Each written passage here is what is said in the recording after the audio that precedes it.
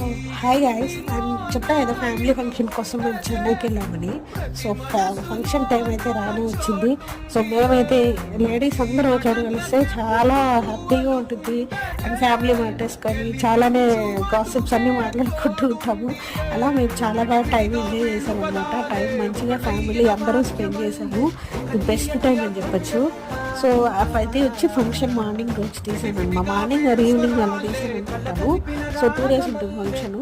So ఇక్కడ పిల్లలు కూడా చాలా బాగా ఎంజాయ్ చేశారు. అండ్ ఫ్యామిలీ మొత్తం ఒకే చోట ఉండడం చాలా హ్యాపీగా అనిపించింది. దీని లాంగ్ వీడియో నేను రేపు పోస్ట్ చేస్తాను. So please don't miss it guys. Okay.